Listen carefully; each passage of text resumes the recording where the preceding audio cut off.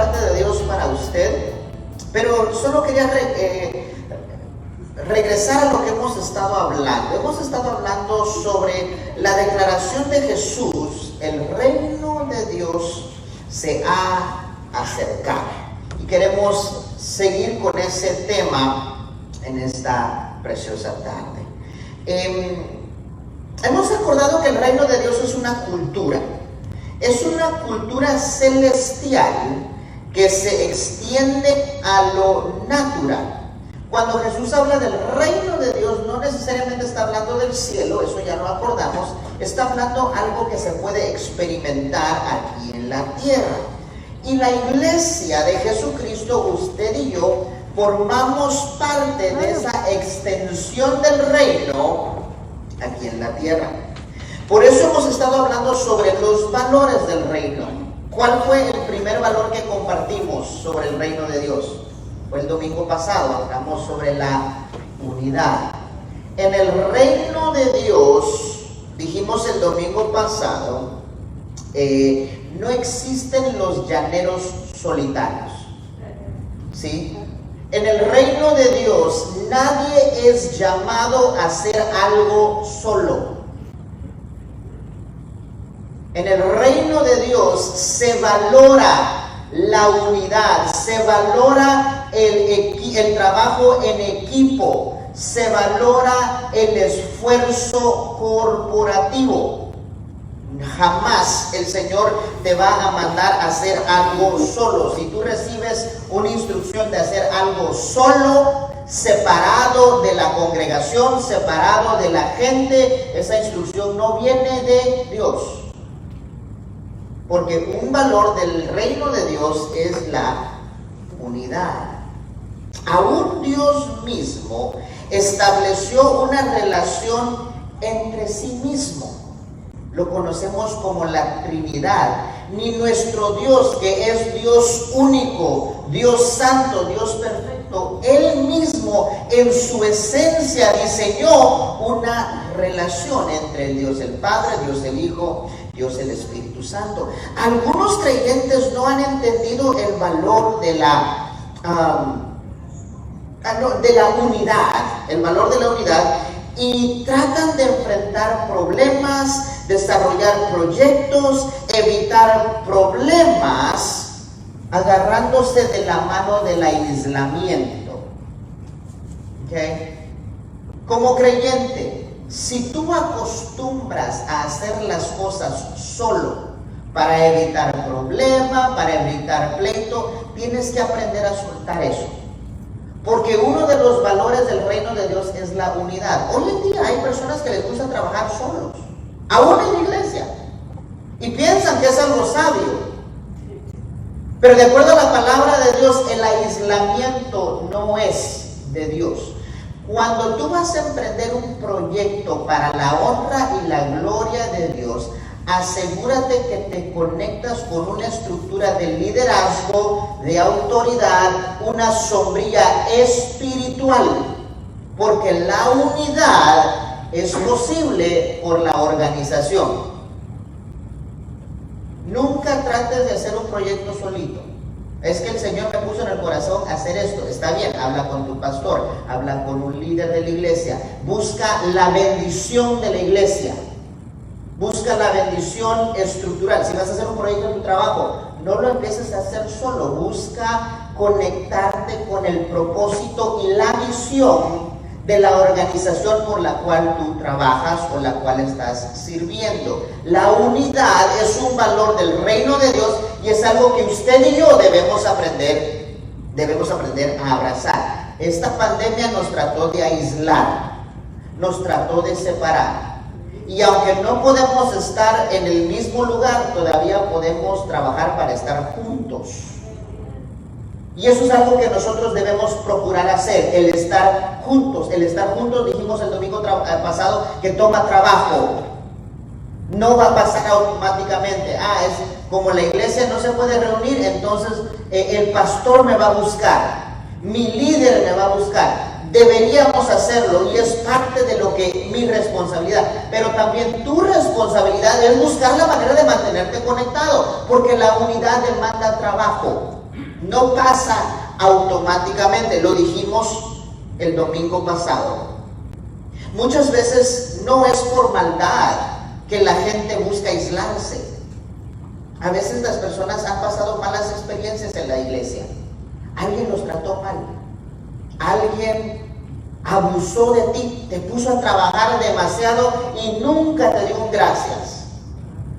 ¿Verdad? A veces pasa en tu organización, alguien te maltrató, tuviste una mala experiencia y por eso ahora mejor evitar. Para no causar problemas, mejor yo me quedo aquí y que ellos estén allá. Cualquiera sea la razón por la cual tú te buscas aislar, entiende que no es una excusa. La unidad es un valor en el reino de Dios y usted y yo debemos abrazar ese valor a pesar de lo que nos ha sucedido. El aislamiento es antirreino, el aislamiento es antidios, no funciona. Usted y yo, los dos, necesitamos procurar fomentar la unidad. La verdad es que si tú reconoces que estás en esta situación, pídele al Señor que sane tu corazón y sea intencional con integrarte a una estructura de liderazgo, de conectarte con tu iglesia, de abrazar la visión y las metas de tu lugar de trabajo. Busca integrarte de lo que eres parte. No solo participa, únete para que juntos podamos lograr las metas que nos trazamos. Debemos aprender a trabajar, a celebrar y a caminar juntos en unidad. Hablamos de eso el domingo pasado. Hablando de caminar juntos, hoy vamos a hablar sobre otro valor que es evidente en el reino de Dios y es la fe. Mejor dicho, el vivir por fe. El vivir por fe. Vaya conmigo a Marcos capítulo 4. Le quiero leer una historia, quiero que leamos una historia de Jesús y sus discípulos. ¿Okay? Marcos capítulo 4, verso 35. Vamos hasta leer hasta el 41 y aquí va a ser nuestro punto de partida para hablar sobre el vivir por fe. Por favor, póngase de pie conmigo en honor y reverencia a la palabra de Dios. Marcos capítulo 4, verso 35. La palabra de Dios lee de esta manera. Dice: aquel día cuando llegó la noche les dijo: pasemos al otro lado. Esto es Jesús hablando a sus discípulos. Y despidiendo a la multitud, le tomaron como estaba en la barca, y había también con él otras barcas. Pero se levantó una gran tempestad de viento y echaba las olas en la barca, de tal manera que ya se anegaba.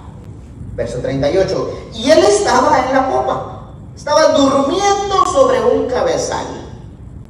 Y le despertaron sus discípulos y le dijeron: Maestro, ¿no tienes cuidado que perecemos? Y levantándose el maestro respondió al viento y dijo al mar: calla, enmudece.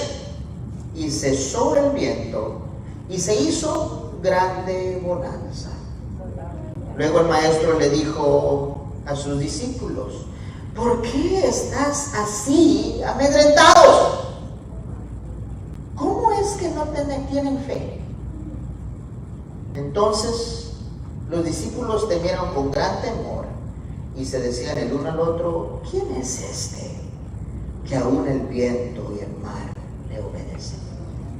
Señor, te damos gracias por tu palabra en esta tarde. Espíritu Santo, háblanos a nuestro corazón. Señor, dirige nuestros pensamientos. Padre, ayúdanos a conducirnos de la manera que tú deseas. Háblanos en esta mañana, Espíritu Santo. En el nombre de Jesús te lo pedimos. Amén. Amén. Puede sentarse. ¿Qué pregunta más interesante?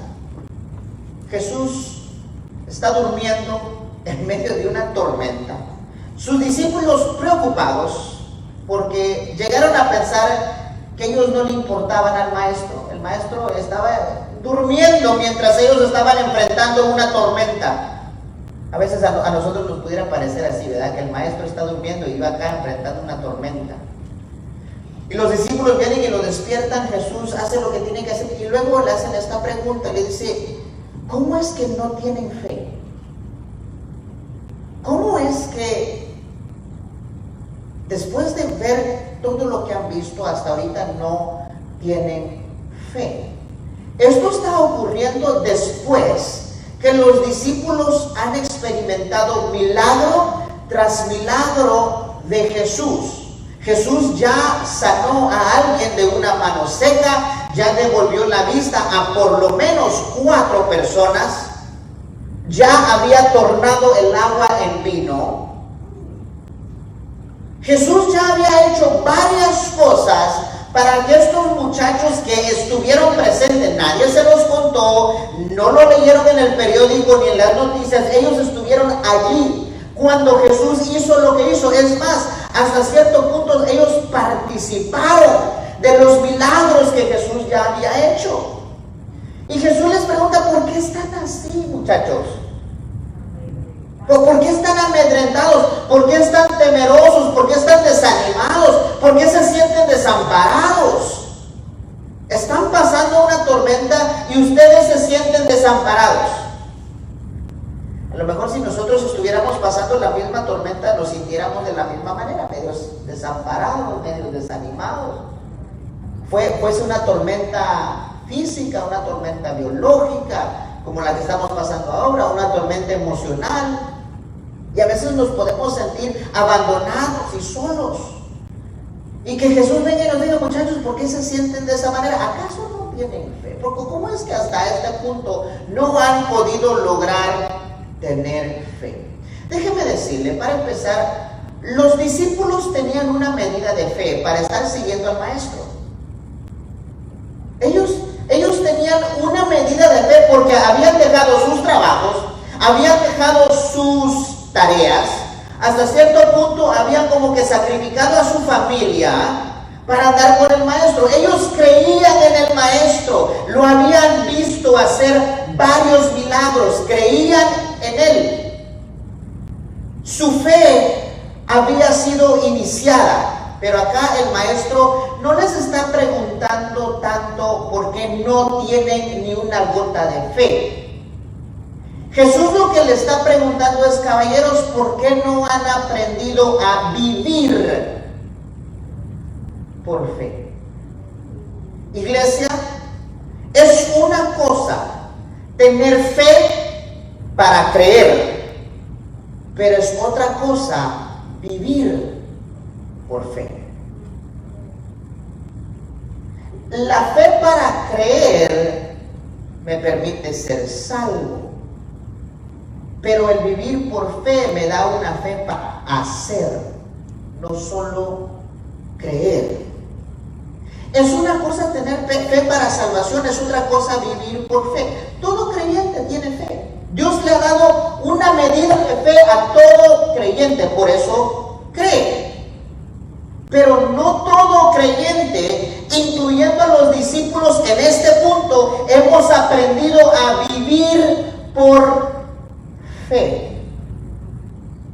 Nosotros sabemos lo que es fe y hasta cierto punto hemos cosechado los beneficios de la fe. La primera es la salvación, pero es algo muy diferente tener fe para creer que tener fe para hacer y ser. La fe para hacer y ser, eso nos lleva a vivir por fe. La vida por fe nos permite vivir de una manera muy diferente al resto del mundo. Hay creyentes en la iglesia que son santos. Yo jamás juzgaría su estado de salvación. Tienen fe para ser santos, pero vamos a ser honestos, su vida no es nada diferente que una persona que no tiene fe, que está viviendo de manera noble. Hay personas que no conocen al Señor, que se portan bien. Los hay, los conozco, tengo amigos que no le sirven al Señor, que se portan bastante bien, de vez en cuando se echan unos sus tragos, de vez en cuando se les sale una mala palabra, de vez en cuando son mis amigos y la verdad que en comparación son ciudadanos modelos. Hay cristianos que vivimos de la misma manera. La única diferencia en el comportamiento de una persona que vive una vida noble y una persona que está en la iglesia creyente, que tiene una medida de fe, es simplemente a quién van en sus problemas. Pero en realidad la diferencia no existe. Por ejemplo, cuando en lo natural hay una pandemia o una recesión, estos hijos de Dios que solo tienen fe para salvación sufren tanto como los que no tienen fe. Porque los que solo tenemos fe para salvación todavía nos regimos con las limitaciones y los problemas terrenales.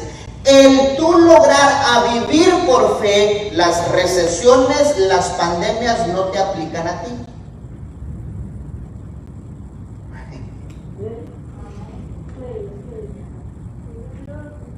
Pastor, pero ¿cómo es eso? ¿Cómo es que para los que viven por fe y los que viven y los que solo tienen fe varían las consecuencias? Porque cuando uno tiene fe solo para salvación, uno ha aprendido a recibir de parte de Dios, ¿sí? Ese es el primer nivel de fe. Uno recibe de parte de Dios. En el segundo nivel de fe, tú aprendes a obedecer a Dios, ¿sí? El primer fe me da habilidad de recibir. El segundo nivel de fe me da habilidad de obedecer. El tercer nivel de fe me da la habilidad de experimentar. Experimentar y vivir, ¿qué? Lo imposible. En el primer nivel de fe, yo tengo suficiente fe para recibir el perdón y la salvación de Dios. Puedo correr el riesgo de quedarme ahí. Y muchos en la iglesia se quedan ahí. Siguen viviendo su manera, siguen viviendo la vida como estaban acostumbrados. No vienen a la iglesia. Vienen a la iglesia de vez en cuando. Sus finanzas son una cosa, la iglesia son otra. Sus amistades son una cosa, la iglesia son otra. Y la verdad que sí han recibido la salvación de Dios, pero no han llegado al segundo nivel de fe, que es la obediencia. Es más, hay muchas personas que no vienen a la iglesia, que son claros contigo y te lo dicen: yo creo en Dios. Eso no es dádiva de ellos que crean en Dios, mucho menos dádiva del enemigo. El que alguien crea en Dios te demuestra y manifiesta una medida de fe. Pero la fe, el vivir por fe, nos lleva no solo a creer en Dios, no solo a recibir la salvación de Dios, sino que a obedecer la palabra de Dios. Es una cosa creer, es otra cosa obedecer. Cuando estamos viviendo de acuerdo a la fe, las limitaciones mías no son las limitaciones terrenales. Mis rieles y mis paradigmas son celestiales. El mundo te dice: no, tú no puedes tener bebé, eres infértil. Pero si el Señor dice que yo voy a dar a luz a una nación, no importa que sea infértil, no importa que tenga 90 años, yo voy a dar a luz a una nación. Pero, ¿por qué? Porque he aprendido a vivir por fe, a ser obediente a Dios, no solo creer en Dios.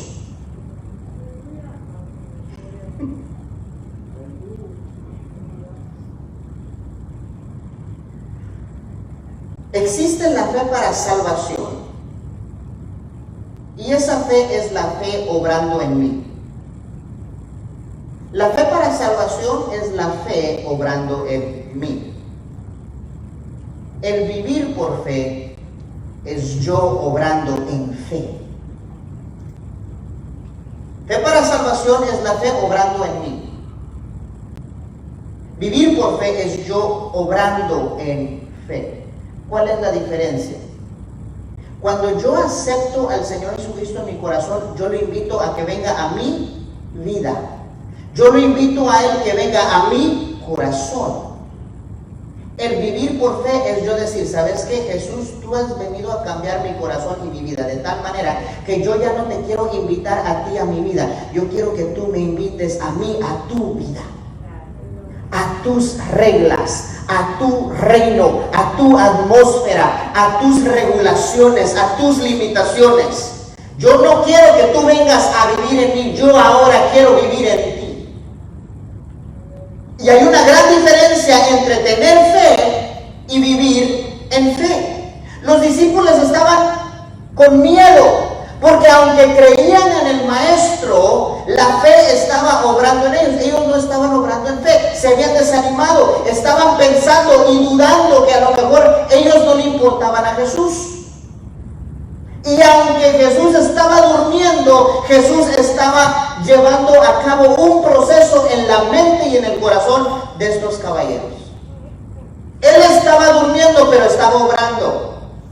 Él estaba durmiendo en su humanidad, pero en su deidad Él estaba trabajando. Aleluya. Y no importa si Jesús parece estar durmiendo en este momento. No importa si Dios te parece como que no está actuando en este momento. Te estoy siendo honesto en decirte que Él está trabajando un plan perfecto. No es tiempo de amedrentarnos, no es tiempo de desanimarnos, no es tiempo para nosotros dudar, es tiempo para nosotros aprender a vivir por fe, no solo tener fe.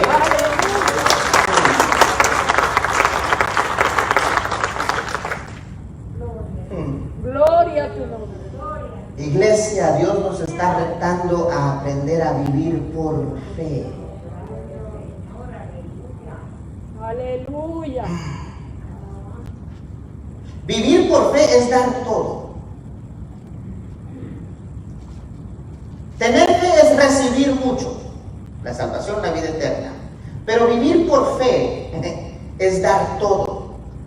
Uno de los teólogos de los 1600 dijo: la fe es la palabra más incomprendida del vocabulario religioso. La fe es una actitud de confianza en la presencia de Dios, que es bastante simple de decir. La fe es la confianza en la presencia de Dios. Muy simple.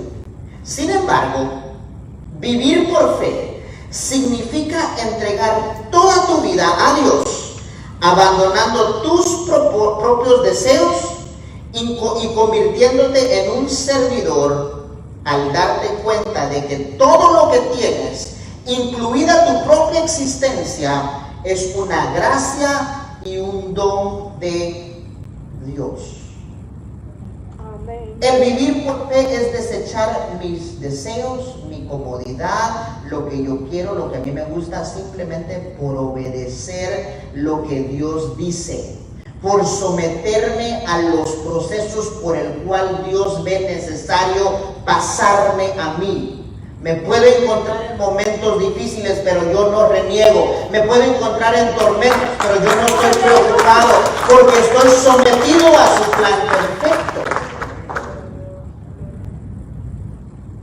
No es lo mismo tener fe que vivir por fe, porque lo que demanda de tu parte es muy diferente.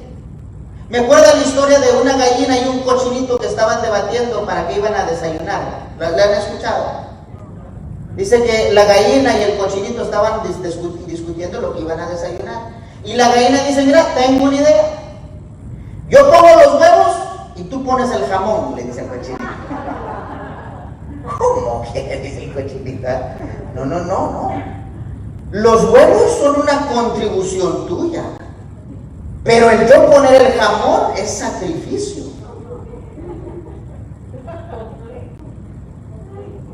Dios no quiere que tú des blanquillos, Dios quiere que tú proveas el jamón. No es una contribución, es una entrega.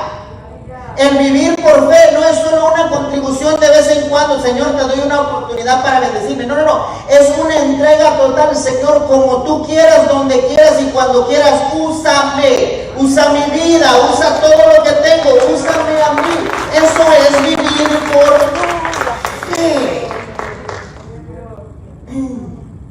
Es dar todo. En esta pandemia nos damos cuenta de lo que en realidad valoramos. Los momentos difíciles nos demuestran si de verdad estamos viviendo por fe o solo tenemos fe. La fe nos salva, sí, totalmente de acuerdo. Es necesario tener esa medida de fe para obtener la salvación, pero no debemos quedarnos ahí. Aprende a desarrollar tu fe no solo para ser salvos, sino para poder hacer, para poder obedecer a Dios. Te prometo que las bendiciones son totalmente diferentes. Hay más beneficios en obedecer que en solo creer. Mira lo que dice 2 de Corintios capítulo 5, versos 6 y 7. Dice: así que vivimos confiados siempre y sabiendo que entre tanto que estamos en el cuerpo, estamos ausentes del Señor. De esto hablamos el viernes. Y dijimos que el apóstol Pablo decía: estar en la presencia de Dios es mucho mejor, pero estar aquí en la tierra es necesario para poder yo enseñarles a ustedes. Por mí, yo deseo estar en el cielo, en la presencia de Dios, que se acabe el mundo, a mí no me interesa, pero por amor a ustedes, yo estoy acá. Entonces acá él está diciendo: si yo estoy en la tierra, no puedo estar en la presencia de Dios como yo quisiera. Pero reconociendo eso, reconociendo que aunque no puedo estar en la presencia de Dios, estoy aquí con un propósito de Dios, y por eso, verso 7, por fe ando y no por vista. Porque reconozco que Dios tiene un propósito por el cual yo estoy acá. Mi ambiente, mi situación no dicta mi reacción. Es la fe que yo practico lo que dicta cómo yo me voy a sentir de acuerdo a donde estoy. Él dice: yo no vivo por lo que veo. Yo no camino por lo que está pasando a mi alrededor. Yo no me dicto por las circunstancias que estoy enfrentando. Yo camino por fe.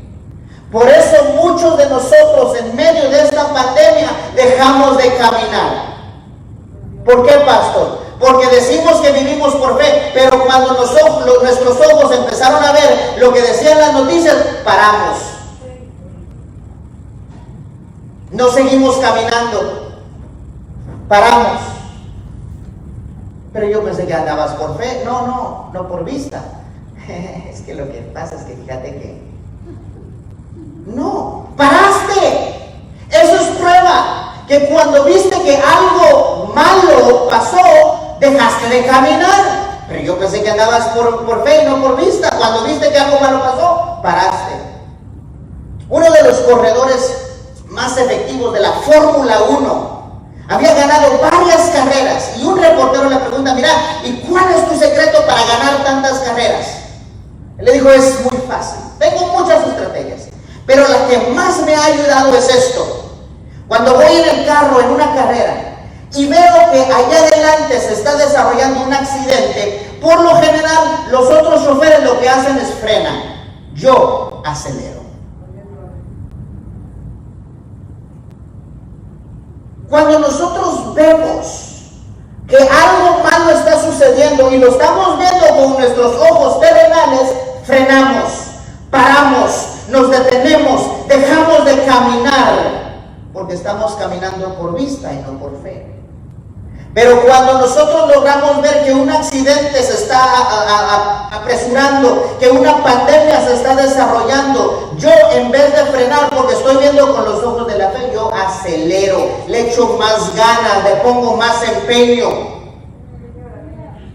Porque yo no camino por vista, yo camino por fe. Yo no me tomo decisiones por lo que veo, yo tomo decisiones por la convicción en mi corazón. Yo me rijo por las promesas de Dios a mi vida, por las instrucciones de Dios como hijo suyo. Los accidentes, las pandemias, las recesiones, a mí no me hacen frenar, me hacen acelerar. Dígale a su vecino, acelera.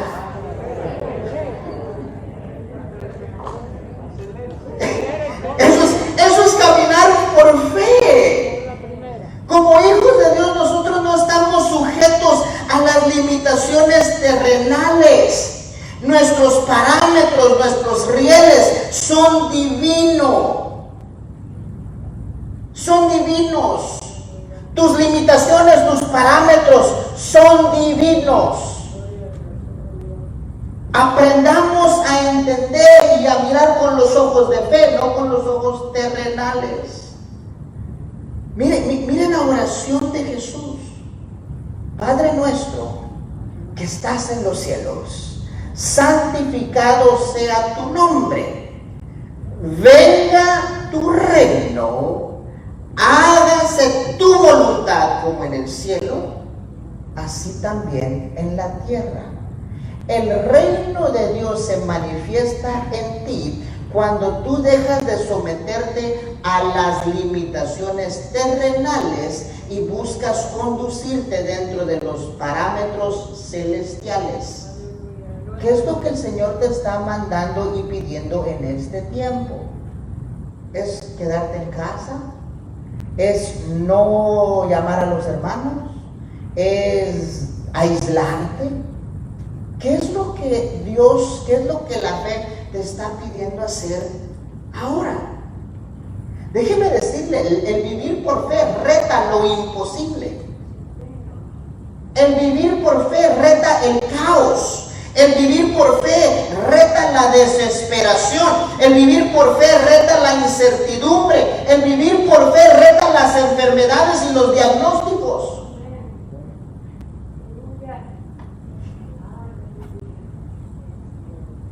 Y necesitamos entender esto.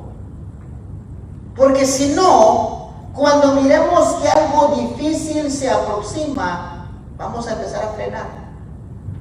Vamos a empezar a aguantarnos. Vamos a disminuir la velocidad. Y eso no es lo que estamos llamados a hacer.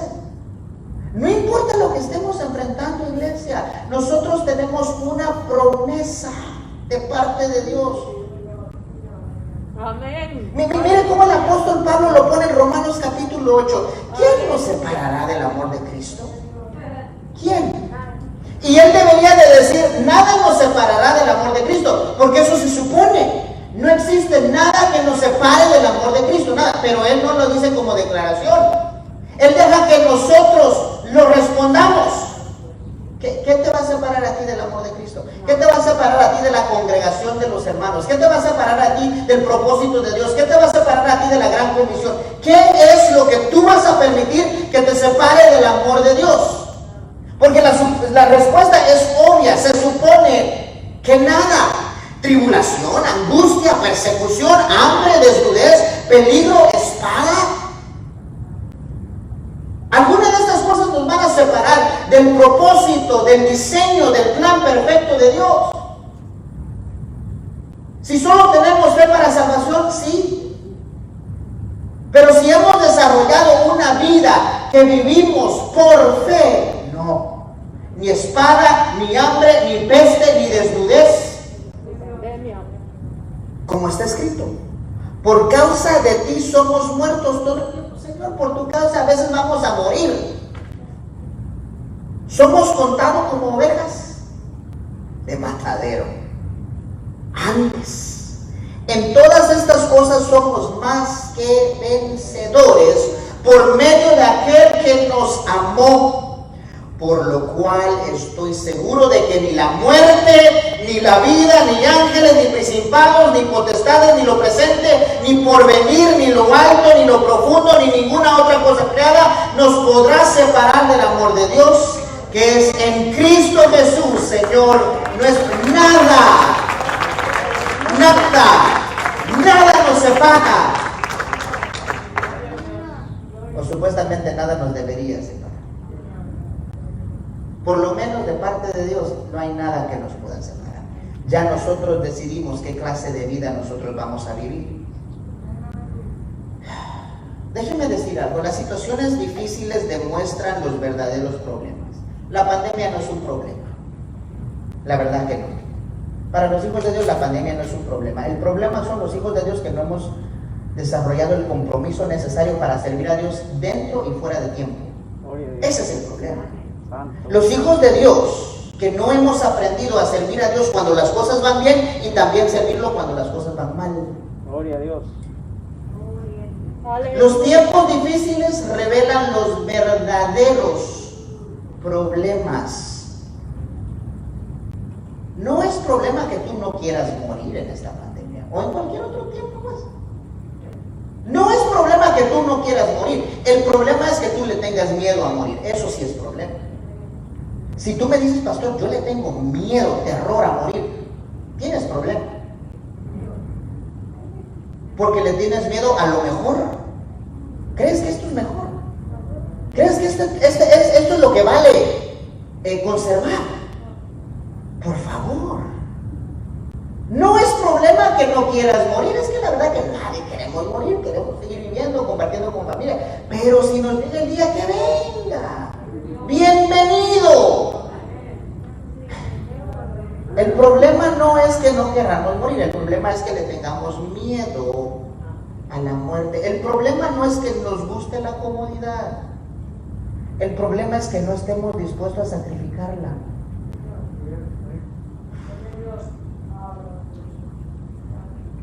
¿Estás cómodo? Sí. ¿Qué pasa si te hago un llamado donde tienes que sacrificar la incomodidad? No, así ya no me gusta, Señor.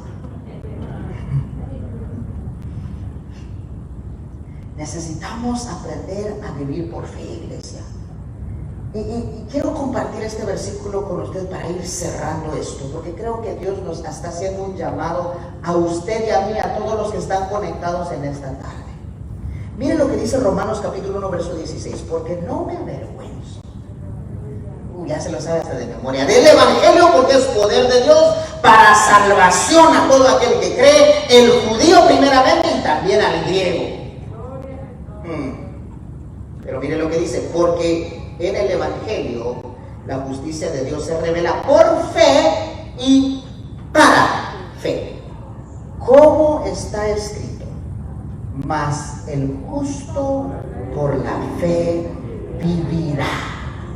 El justo por la fe vivirá, no por su conocimiento, no por la vista, por la fe, por las promesas de Dios, por las instrucciones de Dios. El justo por la fe vivirá. Entonces, dice, él está escrito. ¿En dónde estaba escrito eso? La primera persona que escribió esto fue el profeta Habacuc. Y lo encontramos en el capítulo 2, versos 3 y 4 del libro de Habacuc. Ahí fue donde primero se usó esta frase, el justo por la fe vivirá. Y Habacuc estaba peleando con Dios, porque le dice, Señor, estamos pasando un momento difícil.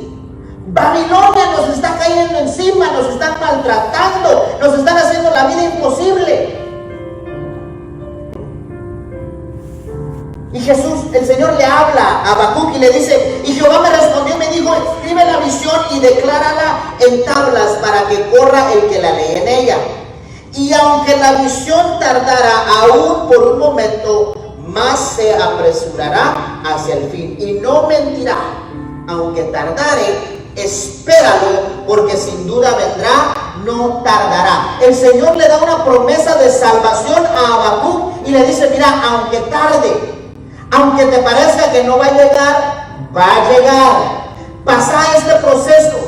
Permití que las cosas que yo estoy permitiendo que pasen, pero tú sigue actuando y caminando en fe. No importa lo que tus ojos vean.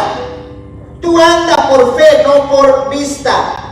Verso 4 dice, he aquí que aquel cuya alma no es recta se enorgullece, pero el justo por la fe vivirá. Esa fue la primera vez donde el profeta lo dijo.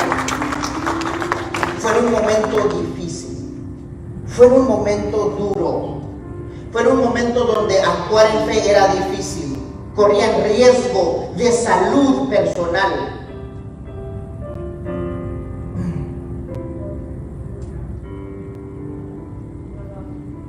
A lo mejor nosotros hoy nos podemos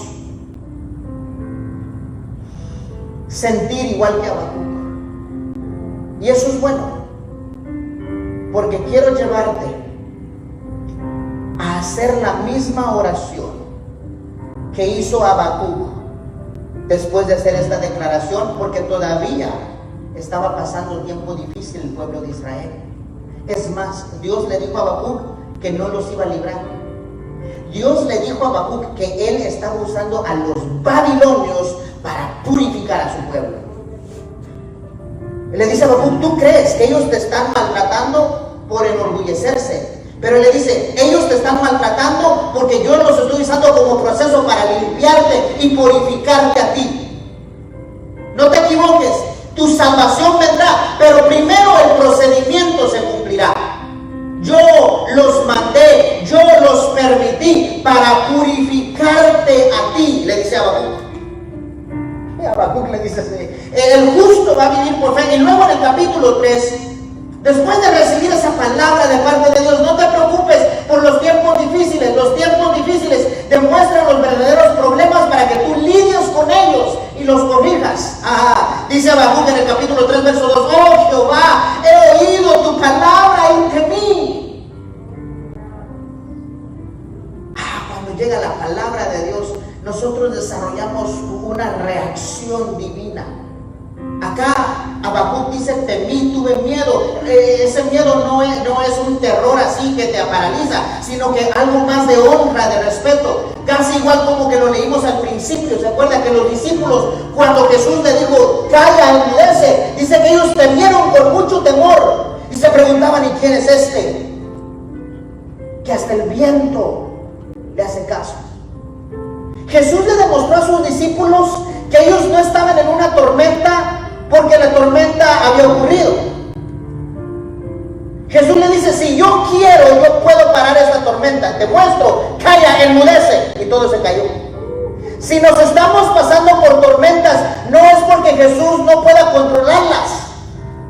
Si el pueblo de Israel está siendo opresionado por Babilonia, no es porque Dios no los pueda defender.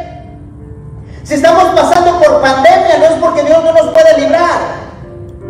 Es porque estamos pasando por un proceso de purificación, de manifestar los verdaderos problemas en nuestra mente y en nuestro corazón como pueblo de Dios.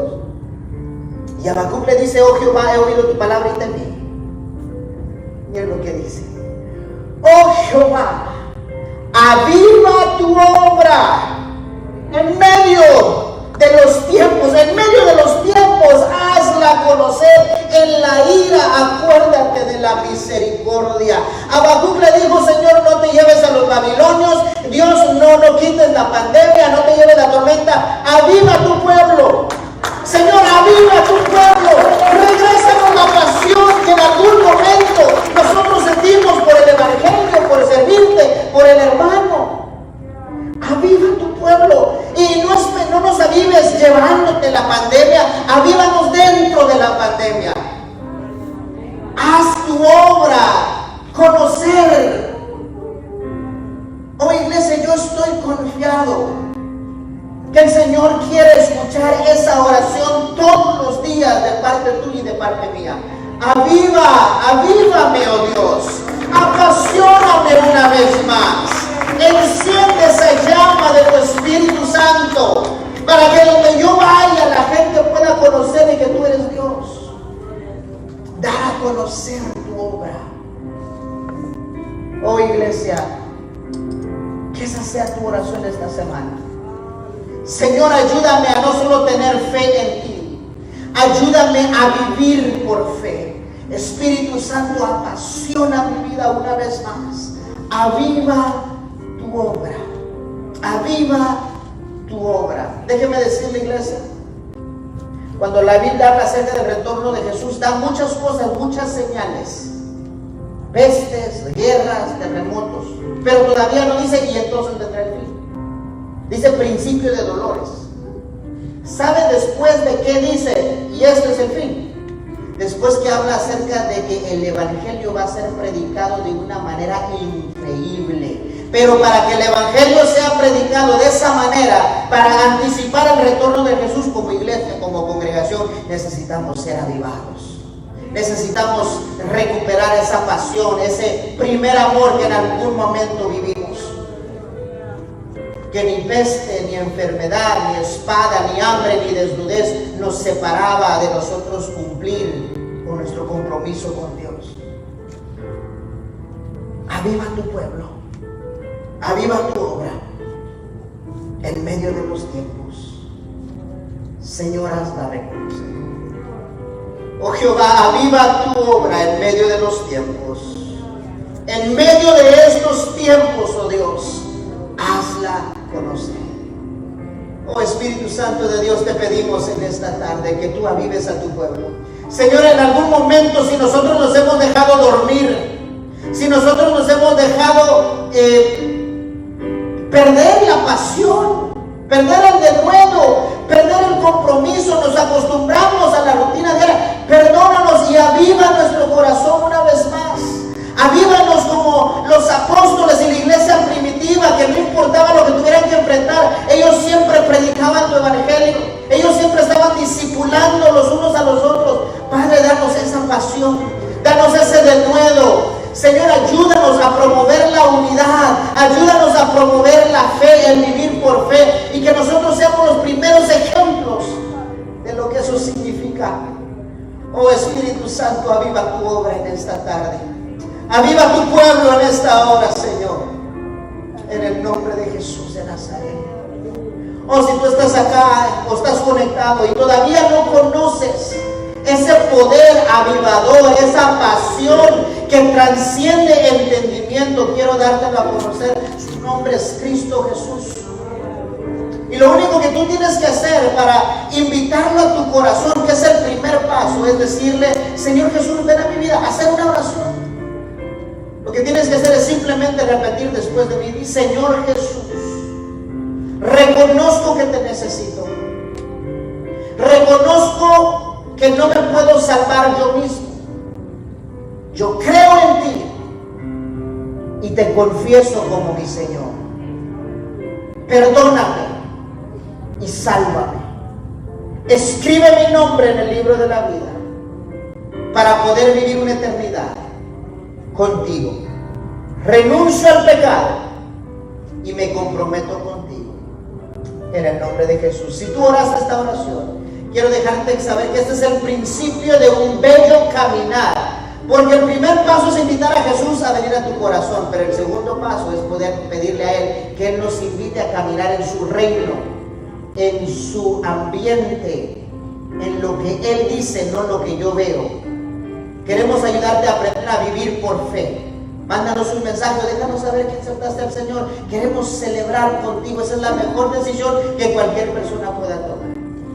Iglesia, durante esta semana, nuestra semana de oración, que esa sea su oración. Habacuc capítulo 3 verso 2. Oh Jehová, aviva tu obra en medio de los tiempos. En medio de los tiempos, hazla resplandecer. Que Jehová los bendiga y los guarde. Que nuestro Señor haga resplandecer su rostro sobre ustedes y tenga sobre ustedes misericordia. Que Jehová alce sobre ustedes su rostro y ponga en ustedes su paz. Dios me los bendiga.